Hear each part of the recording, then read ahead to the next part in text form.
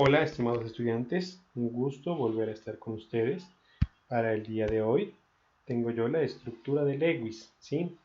Para saber de la estructura de Lewis, nosotros ya tenemos que tener el tema comprendido de lo que es un enlace químico. Un enlace químico, entonces, puede ser iónico, covalente o metálico. ¿Cuándo es iónico? Es iónico cuando se une un elemento metal y un no metal. Por ejemplo, el cloruro de sodio. Los elementos que forman los compuestos crean redes iónicas.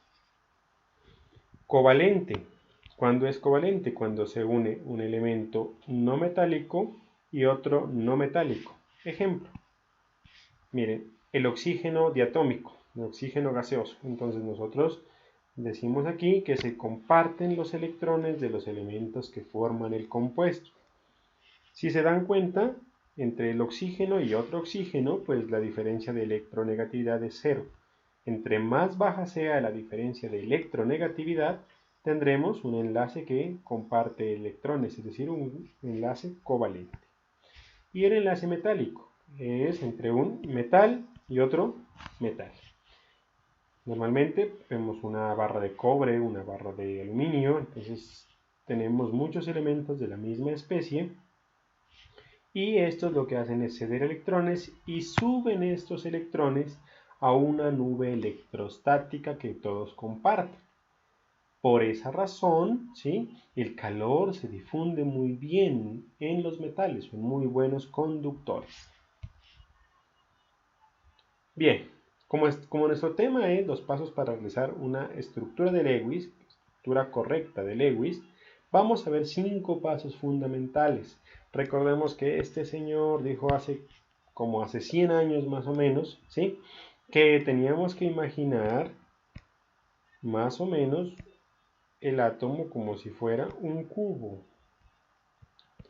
Y ese cubo, con 8 lados, tenía que tener sus 8 lados llenos de cada electrón.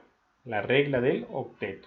Hay algunas partes que tienen falencias de esta teoría, pero aún hoy se sigue utilizando para nosotros poder comprender mejor cómo es que un elemento se pega a otro. Bien, entonces tenemos los pasos que es asignar los electrones de valencia a cada átomo del compuesto por separado, elegir el átomo central cuando son varios elementos, más de 2, formar los enlaces que se pueda, añadir las cargas siempre y cuando las haya, y buscar electrones solos. Vamos a ver unos 2 ejemplos. Aquí tenemos el cloruro de potasio, ¿sí? ¿Qué es importante para esto? Conocer que lo está formando entonces el potasio y el cloro. ¿En qué proporción? 1 a 1. Un átomo de potasio y un átomo de cloro, ¿sí? ¿Qué es importante entonces para nosotros formar la estructura de Lewis y saber cómo está el enlace? Primero que todo es importante la configuración electrónica para nosotros conocer cuántos electrones tenemos en la última capa de valencia, es decir, los electrones de valencia. Entonces, con este triangulito que nosotros ya vimos, vamos a recordar cómo es eso. Aquí tenemos la configuración electrónica para el potasio y para el cloro. Ojo con esto, miren, vamos con la del potasio. Número 19, quiere decir que estos numeritos tienen que sumar 19. Vamos a ver. 2, 4, 10, 12, 18 y 19. ¿Cuál es el último nivel? El número 4. ¿Cuántos electrones hay? 1. Ahora sí el cloro. El cloro es número 17. 2, 4, 10, 12, 17. Aquí vemos que tenemos el nivel 3, orbitales S y P. 2 más 5, tenemos 7. ¿Hay otra forma de saber cuántos electrones son los de valencia? Claro que sí. A través del grupo de la tabla periódica. Potasio está en el grupo 1A. por tanto tiene un electrón de valencia. Y el cloro está en el 7A, o en otras tablas, en el 17. Quiere decir que tiene 7 electrones de valencia. Vamos a ver qué tipo de enlaces que van a formar entre esta molécula. ¿Cómo vamos a ver eso? Entonces, la electronegatividad del potasio es 0,8 y la del cloro es 3. Recuerden que la electronegatividad va de esta forma en la tabla periódica. Por tanto, si acá está el potasio y por acá está el cloro, pues nosotros tendremos que este es mayor. 3, que es el mayor, menos 0,8, 2,2. Recordando la tablita de electronegatividad, si es mayor a 1,7 tendremos un enlace iónico, es decir, que va a ceder los electrones.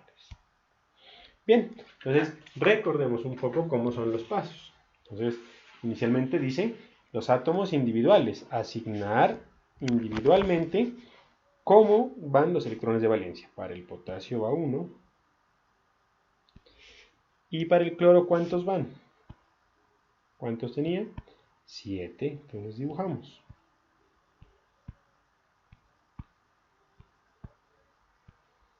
7.